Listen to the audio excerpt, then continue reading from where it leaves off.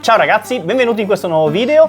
Oggi lo vedete ospite speciale per questa puntata, quindi mettetevi comodi perché facciamo la storia della custom culture. Prima di iniziare, scriveteci nei commenti chi volete che intervistiamo la prossima volta. E inoltre mettete like e iscrivetevi al canale. A tra poco! Bene ragazzi, eccoci qua con Lori666, president degli Hells Angels di Milano. Ci siamo visti di recente alla riding season e mi hai detto che 30 anni fa voi avete cominciato a fare la riding season in 9 qua a Milano. Io mi sono sentito un bambino così. E quindi ho anche detto, caspita, la storia comincia da lontano, no? Quindi ci devi raccontare da dove parte questa tua passione per le due ruote. Guarda, la mia passione delle due ruote, diciamo, finché ero ragazzino avevo un garellino come tutti quanti ai tempi. Poi quando crescendo io andavo a scuola con Pierino del BFC, che c'è l'officina, e ci siamo ritrovati un po' più avanti, dopo i tempi dei metallari, dei cose, ci siamo ritrovati e lui aveva una Ducati Custom, no? Cioè uno scrambler che aveva trasformato in chopper. Avendo visto con lui, avendo cominciato ad andare un po' in giro in moto con lui, mi è venuto lo strippo che me era certo. Allora cosa ho fatto? Ho cominciato a cercare su seconda mano una moto che potevo trovare e avevo trovato un Honda 354 a 200.000 lire. Ah beh, allora... 200.000 lire. Ma dov'era questo Honda 354? Erano in un orto in mezzo c'era il trucco. In mezzo alle galline. Era una roba allucinante. Sono andato là con mio padre a prenderla, sta moto, siamo arrivati, c'erano le piante nelle marmite, una roba. Però il tipo mi fa, no ma si accende, guarda che si accende. Allora, proviamo a tirarla fuori intanto dai pomodori, dalle zucchine. Dall'orto. L'abbiamo portata fuori, l'abbiamo spinta, cazzo si accende, l'unica cosa, intanto che spingevamo nella marmita ormai c'era dentro di tutto, ci ha negati di ogni ben di Dio. Sì. Era proprio brutta a vedersi perché era lasciata lì abbandonata, però me la sono portata a casa piano piano. Ho cominciato prima col suo serbatoio originale, avevo cominciato a fargli un paio di croci celtiche con la bomboletta, sai, tutte quelle robine lì. Poi piano piano invece ho cominciato la voglia di trasformarla. C'era un negozio a Cinisello dove da ragazzino andavamo a aggiustare le biciclette e aggiustavo anche i motorini di qua e di là. Ho parlato con lui e ho detto, ascolta, io devo allungare le forcelle, per forza devo fare un chopper da sta moto qua.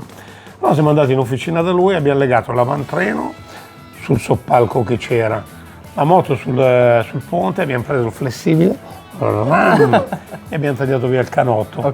Sul lavoro da me, io ero fabbro, avevo preso 2 piastre. Le ho messe sagomate intorno a dove abbiamo tagliato e ho inclinato di un 20-30 gradi il canotto della moto, no? Saldato quello, stuccato, fatto tutto benino, mancavano le forcelle una volta cosa pigliavi? Pigliavi gli steli delle moto da enduro, le moto da cross che erano più lunghi. Allora abbiamo preso quelle e abbiamo fatto un bel chopperone. Bello. Sì. E la prima Harley invece? La prima Harley l'ho comprata che avevo penso 22 anni. E avevo comprato un Softail Custom 1340 a 4 marce, accensione pedale. Che bello. Catena. Bellissimo anche perché era già chopperizzata. Era del colore che a me piace, amaranto, e mi sembrava era la mia moto. Bello. Ho preso sta moto, ho cominciato a girare l'Europa, in giro di qua, di là, di su, di giù. In 5-6 mesi cazzo non arrivavano mai i documenti di sta moto qua. E allora ho cominciato a dire, c'è qualcosa che non va. C'è qualcosa che non va. No, ma non ti preoccupare, quello del negozio, non ti preoccupare, arrivano. Adesso ragazzi, 6 mesi. Prendo, la targa era di Bergamo, vado al Prado di Bergamo, no? Vado al Prado di Bergamo e dico, ma io ho bisogno di sapere sta targa qua. La targa era di un Electraglide, non era quindi quella moto lì era arrivata da qualche parte e gli hanno buttato su. Però a quei tempi non ce n'erano di Harley in giro. Quindi alla fine della fiera andava tutto bene, anche se ti fermavo. Infatti ho girato mezzo Europa senza problemi. Però cazzo mi giravano le balle, anche perché a quei tempi gli avevo dato 16 milioni di quella moto lì e adesso. Non erano le 200.000 lire. No, anche perché avevo fatto il mutuo, i prestiti per pagarla di qua e di là. Vabbè, lì mi sono incazzato, sono andato là con un po' di cattiveria, sono riuscito a riprendermi i miei soldi e dopodiché sono andato al numero 1 di Milano, che c'era, che però questo qua non ci cagava mai. Prima perché c'avevamo i shopper che non erano Harley, Certo. poi c'erano le Harley che non erano le sue, Sì, quindi sì, sì. non è che ci ha mai guardato di Certo. buon occhio, no? Ah, vabbè, sono andato là, avevo software a tutti i costi perché ormai voglio software, nuova costava 23 milioni. 23 milioni c'era da aggiungere ancora un po'. Però vabbè, sono andato dai miei a casa, ho detto che mi devo comprare la moto. Allora l'ho data indietro, mi sono degli altri soldi. E ti hanno supportato. Mi hanno supportato, me l'hanno prestati, che io naturalmente col tempo gliel'ho resi, con i loro interessi e tutto, tanto dicevo, me li dà la banca, devo dargli interessi, me li date voi, me li do voi, cambia niente. E così ho fatto. Sono andato a prenotarla a marzo, così più o meno. La moto è arrivata a luglio, che non ci speravo più, ho detto ma quest'anno le ferie le abbiamo perse. Vado là, mi chiamano il 26 luglio, è arrivata la moto, arrivo là, era bellissima, con quel profumo di nuovo, mica era una figata, bella. C'aveva gli rigori quelli tipo torcigliati, adesso ce l'aveva solo quel modello lì. L'abbiamo fatta nera, viola e col telaio azzurro, c'era solo quei tre tipi lì, che alla fine è quella che c'ho fuori ancora adesso. Ormai sono passati, quest'anno sono 35 anni. Vabbè, prendo questa moto qua. È abbondantemente maggiorenne. Sì, ho fatto su 470.000. Cavoli. Vabbè, è arrivata la moto, non parte. Certo. Pigliamo. I meccanici. Tra 1000 km e portare indietro che facciamo tagliando. Sono tornato a settembre, ce n'avevo su 6.500. E mo tagliando. Fallo adesso, ormai sono portato. La moto andava bene, è nuova, quindi. E alla fine niente, poi ho cominciato pianino a trasformare anche quella, ho chopperizzato anche quella negli anni. Certo. Quando sono arrivato al mio 50° compleanno ho comprato piastre e steli dalla Germania, già omologati TUV. Non più quelli dall'officina. No. Ho preso quelle, me le sono montate in garage da solo, come facevo, perché mi sono sempre fatto tutti i lavori per i cavoli miei. Bello. Il 50° compleanno, poi lo chopper, cazzo non c'è. Lo vediamo spesso che poi è più bello metterci le mani, no? Sì, ma poi te l'ho detto, io già lavoravo come meccanico e tutto quanto, quindi non è che era Sì, non era una novità, però metterci le mani sulla propria. Però è tua e te la sei fatta te, capito? Quindi, poi con gli anni invece, diciamo, ho avuto degli Electraglide, Aeroglide per fare viaggi più lunghi, ormai stiamo diventando vecchietti, quindi abbiamo bisogno di un po' di comodità. Dice noi che andiamo in giro col trike, il triglide, super comodità, noi siamo vecchi dentro. Ma no, non è quello, è proprio la questione di comodità. Sì, per viaggiare comodi, fare i viaggi lunghi. Ma con quella te l'ho detto, ci ho fatto 470.000 km. Sì. L'Europa me la sono girata tutta. Sì. Quindi alla fine. Però per comodità è vero. Che adesso, oggi come oggi, andare a fare 300-400 km con questa sfondi tutto. Abbiamo fatto questa scelta perché ovviamente viaggiando tanto, ci siamo fatti tutta la Francia, la Spagna, il Portogallo, eccetera. Con quello. E io sono sempre convinto comunque che la moto è la moto, non c'entra la marca, l'importante è la sensazione che ti dà la moto quando viaggi. Poi Harley fa comunque dei bei trike comodi, noi siamo belli contenti, abbiamo tutti i bagagli che vogliamo, ci abbiamo un sacco, carichiamo. Vabbè, ma anche il rottweiler ormai dentro c'ha le valigie, il baule, ormai arrivo con la valigetta quando fai i viaggi. Non è più come una volta che dormivi per strada con il sacco a pelo, adesso è cambiato tutto. E di viaggi per strada col sacco a pelo ne avrei fatti tanti. I viaggi col sacco a pelo ne abbiamo fatti migliaia, già da ragazzini era già così, con Pierino. Ogni venerdì finivamo di lavorare, partivamo, primo autogrill di notte che ci fermavamo, ci buttavamo giù per terra col sacco a pelo, mettevamo il telo tra le due moto e dormivamo sotto. Mattina partivamo, ci facevamo, bevevamo tante con la birra, quei tempi lì che eravamo, infatti ogni tanto arrivava la Pula, ci portavamo via, però vabbè, ce la siamo goduta, diciamo, quei periodi lì ce li siamo goduti bene. Bene, poi un'altra domanda che ovviamente devo fare è come ti sei avvicinato al mondo dei club? Perché immagino che in tutti questi viaggi ovviamente ci saranno stati un po' di contatti e poi è cominciato il tutto. In tutti questi viaggi andavo sempre a raduni degli Hells Angels, perché poi in Italia non c'erano, quindi avevo cominciato col girare col chopperino qua in Italia, dei vari club che c'erano qua in Italia, ma non è che ce n'erano sto granché. Gli Hells Angels erano solo all'estero, quindi ho cominciato a girare all'estero. Certo. Negli anni, cazzo, io volevo comunque entrare all'estero, cazzo non c'era, i più vicini erano Zurigo, però che dovevi mollare tutto, però ero disposto a farlo. A un certo punto ho sentito che c'erano i Redskins di Milano, che certo. che volevano fare la strada per diventare Ok. il Sanger.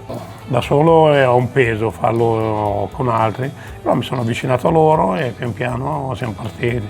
Ci abbiamo messo 7 anni a arrivare a portare il colore in Italia, però alla fine nel 95 siamo diventati il 95. primo chapter del Sanger in Italia.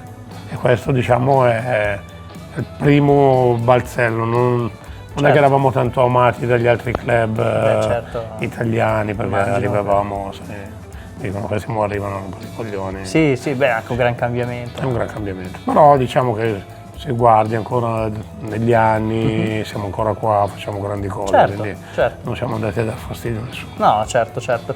Quindi da Milano, Zurigo, appunto... Milano Zurigo l'abbiamo fatto per 7 anni, estate, inverno.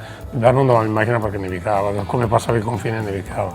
Però d'estate obbligatoriamente in moto. La rainy season Sì. è la partenza della stagione, noi Certo. l'abbiamo preso dalle abitudini loro, perché Ok. loro aprivano da marzo a ottobre che c'era l'obbligo di andare in moto. Ok. Quindi l'apertura della stagione tu sei obbligato ad andare in moto, se no pagavi delle multe. Ah, E quindi noi l'abbiamo preso come spunto per noi da dire dal giorno tot al giorno tot facciamo Certo. l'apertura, la chiusura della stagione Ah. in cui i perché membri poi si sono va obbligati sempre ad in andare in moto. moto. Certo, certo. E questa è una tradizione. Eh beh, del è una club. bella, È una bella cosa. è una bella anche una bella storia, no? Sì, Perché sì. insomma ci sono tante cose che ovviamente la modernità ce le porta via, no? Però io guarda, per raccontarle... dirti, io me le sono tenute, vado con in moto inverno, estate, vado sempre in bello, moto, quindi bello. mi piace proprio. In macchina faccio danni, quindi meglio che vado in moto, che sono più rilassato, sono da solo. E poi Milano, Zurigo, 7 anni, tanti libri che raccontano comunque la tua vita, ma hai un aneddoto particolare che ci vuoi raccontare? Sì, guarda, ti posso raccontare una situazione che era successa a Zurigo quando ancora eravamo in prova, no? Perché noi Sì. finivamo di lavorare il venerdì, andavamo su e stavamo là fino a domenica sera, no? Cavoli. E quindi tante volte partivamo col tempo bello e ci è capitato delle volte che arrivavamo su, magari in maglietta, con la felpina, no? Ah. Magari la notte ti chiamavano i membri, Sì. ragazzi c'è che partiamo. Ah. Allora pigliavi le moto, cazzo lì già alla notte non era mai come qua, si no, gelava certo. sempre e ci è capitato magari di fare da Zurigo al San Gallo, che sono 150 km più o meno così, di partire in maglietta. Andiamo a fare un giro, era un party in un'altra clubhouse, da un'altra parte, tornare la notte che morivi. Poi noi eravamo tutti magri, gli Sanger noi li vedevamo tutti enormi.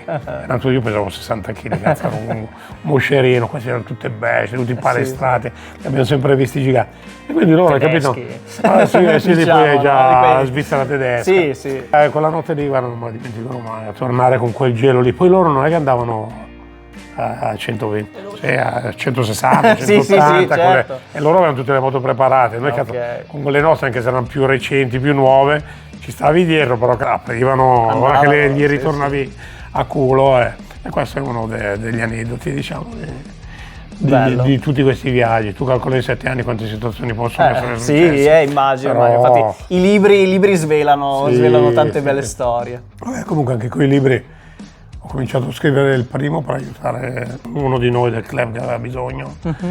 E poi ho detto perché non dobbiamo lasciare niente noi italiani, compriamo libri, giornali stranieri del mondo biker, ci siamo anche noi perché non parliamo di noi. Assolutamente. Ho cominciato a scrivere, a mettere giù e sto portando avanti questa... No, ma hai fatto Questa è mia bene, cosa. hai fatto bene, perché noi di fatto alla fine quando abbiamo cominciato, no, a fare i nostri video raccontando il mondo custom è stato un po' per quello, no? Ormai c'è YouTube, i video, Certo, eccetera, ormai trovi nuovi tutto, media, certo. Però c'è poca gente, no, che li C'è raccontava. poca cultura, c'è poca cultura. Infatti ho fatto anche Vivendola. un libro che è Old Italian Biker, che ho preso 40 personaggi italiani, vecchi biker italiani, e ognuno di loro racconta le sue. Se vai a guardare poi sono tutte simili perché arrivano tutti più o meno dalle stesse età, Sì, quindi sì. i posti dove si andava, i raduni, Esperienze. alla fine gira e rigira raccontano un po' tutti, però ognuno ha il suo modo, quindi è una bella cosa. No, Ho assolutamente. trovato gente che adesso ti voleva chiedere dell'U100, che hanno 70 anni e poi vanno ancora in giro in moto. Ah, C'è cavolo. gente che... Ma bello. No. Diciamo, ho tirato insieme un po' di queste cose. È importante che questa cultura Secondo me è rimanga importante viva, che ci rimanga, sia, che esatto, rimanga qualcosa. che rimanga un po' di Certo. storia anche per le generazioni successive. Certo. E poi passiamo all'attualità, perché sappiamo, no, che stai portando avanti queste manifestazioni contro il divieto, e ce n'è una. E ce n'è una. Il 18 maggio faremo la quarta manifestazione contro il divieto e speriamo di portare a casa il punto vincente sto giro, visto che comunque il sindaco ha cominciato, ha detto che ci penseranno, che è già un buon punto a favore nostro. Bene, bene, speriamo che insomma mantenga questa speranza che ci pensino e che si risolva. Bene ragazzi, questo video è finito, ricordatevi di mettere like E iscrivetevi al canale. alla prossima! Ciao a tutti! Ciao.